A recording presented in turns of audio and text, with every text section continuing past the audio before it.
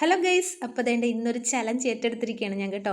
ഈ വെട്ടി കഷ്ണങ്ങളാക്കി നമ്മുടെ പാത്രത്തിലിട്ടിരിക്കുന്നത് എന്തോന്നറിയാവോ? ഇത് തെരണ്ടി മീനാണ്. അപ്പോൾ ഇന്ന് അമ്മ വരും എന്ന് പറഞ്ഞിട്ടുണ്ടായിരുന്നു. അപ്പോൾ അമ്മ വരുമ്പോൾ അമ്മയ്ക്ക് സർപ്രൈസ് ആയിട്ട് ഞാൻ ഈ കറി വെച്ച് കൊടുക്കാമെന്ന് കരുതി മേടിച്ചതാണ് കേട്ടോ. അപ്പോൾ ഗൈസ്, ഞാനിത് കൂട്ടത്തുമില്ല, ഞാനിത് വെട്ടിയിട്ടുമില്ല, ഒന്നും ചെയ്തിട്ടില്ല കേട്ടോ. അപ്പോൾ അതൊക്കെ അമ്മയ്ക്ക് അറിയാം.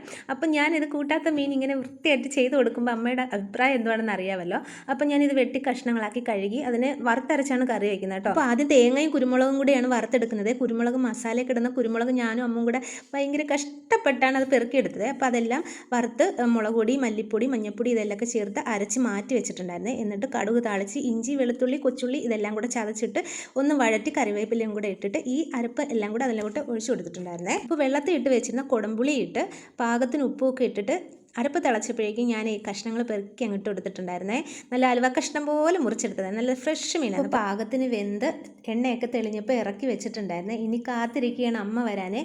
അമ്മ വന്ന് കഴിച്ചിട്ട് എന്താണ് അഭിപ്രായം നോക്കാം. അപ്പോൾ എല്ലാവരും ഇഷ്ടപ്പെട്ടാൽ ലൈക്ക് ചെയ്യണേ, ഷെയർ ചെയ്യണേ, സബ്സ്ക്രൈബും ചെയ്യണേ. ടാറ്റാ.